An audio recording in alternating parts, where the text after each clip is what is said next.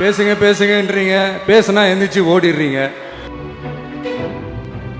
இனிமே பேச ஆரம்பிக்கிறதுக்கு முன்னாடி என்ன பண்ணணும் அப்படின்னா, ஒரு நண்பர் ஒருத்தர் சொன்னார், மாண்புமிகு பேரவைத் தலைவர் அவர்களே எல்லா டோரையும் இழுத்து லாக் பண்ணுங்க. அரசியலுக்கு வந்ததுலேருந்தே ஒரு கூட்டம் குறை மேல குறையா சொல்லிக்கிட்டு, பாட்டுக்கு பாட்டு கச்சேரி எங்களுக்கும் பண்ண தெரியும், பண்ணலாமா?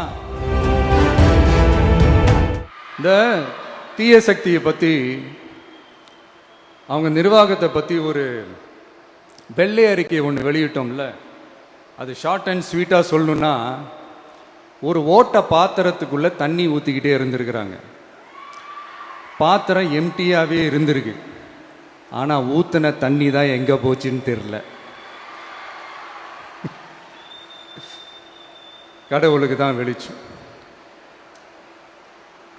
அது மாதிரி இப்போ நம்ம சொன்னதெல்லாம் சும்மா ஒரு சாம்பிள் தான். இன்னும் வரப்போகிற நாட்களில் உங்கள் அரசனுடைய அந்த விஸ்வரூபத்தை நீங்கள் பார்ப்பீங்க.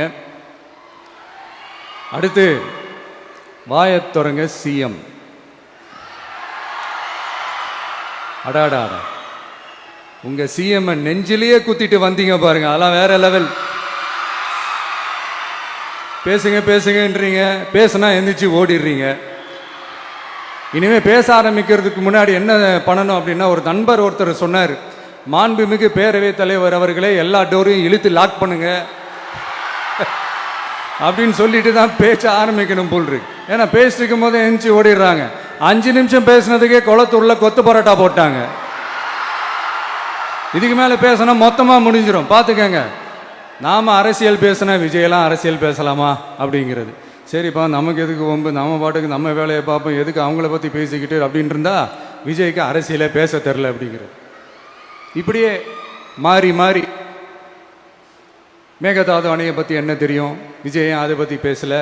இப்படி நம்ம அரசியலுக்கு வந்ததுலேருந்தே ஒரு கூட்டம் குறை மேலே குறையா சொல்லிக்கிட்டு, பாட்டுக்கு பாட்டு கச்சேரி எங்களுக்கும் பண்ண தெரியும், பண்ணலாமா?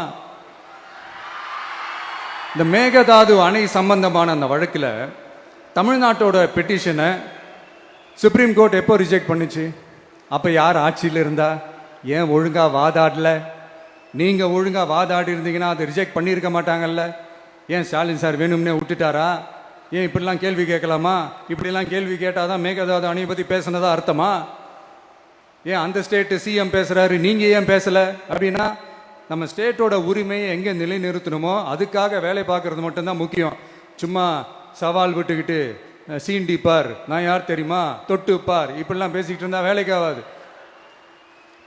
சும்மா பேசி பேசி பிரச்சனையை வளர்த்துக்கிட்டு யார் மேலே அது பழியை தூக்கி போட்டுட்டு அப்புறம் மக்களை அம்போன்னு தெருவில் விட்டுட்டு இப்படி தான் ஒரு அரசியல் பண்ணணும்னா அந்த அரசியல் நமக்கு தேவையும் இல்லை, அதை நம்ம செய்யவும் போகிறதில்ல. Talk less work more mode தான், அதுதான் நம்ம பாலிசியே. அதனால தான் சட்டசபையில் அந்த அரசினர் தீர்மானம்னு சொல்லி ஒன்று கொண்டு வந்தோம். அது எப்படி டு டேக் இட் ஃபார்வர்ட், எப்படி கொண்டு போகணுமோ அதை சரியாக செய்வோம். சென்ட்ரல் கவர்மெண்ட்லேருந்து அந்த டீலிமிட்டேஷனை திரும்ப கொண்டு வர போகிறதா ஒரு பேச்சு ஒன்று அடிபடுது. யார் என்ன டீலிமிட்டேஷன் கொண்டு வந்தாலும் தமிழ்நாடு அது ஒத்துக்காது. நமக்கான இடத்தை யாரும் பறிக்கவும் முடியாது, அது பறிக்கவும் விட மாட்டோம். இப்படி நாம் இருக்கும் போது இந்த தீய சக்தி திமுக எங்கே போய் நிற்குது, யார் கதவை தட்டிக்கிட்டு நிற்குது, அது உங்களுக்கே நல்லா தெரியும். மக்களே, இந்த தீய சக்தியும் தீந்து போன சக்தியும் வேற வேறலாம் இல்லை, கூட்டு களவாணிங்க. சொல்ல முடியுமா அவங்களால? எங்களுக்குள்ள ஒட்டும் இல்லை, உறவும் இல்லை, அறிவிக்க முடியுமா, நிரூபிக்க முடியுமா? இந்த வரப்போகிற இடைத்தேர்தலில் அதை நிரூபித்து காட்டுங்க, அப்புறமா பேசுங்க.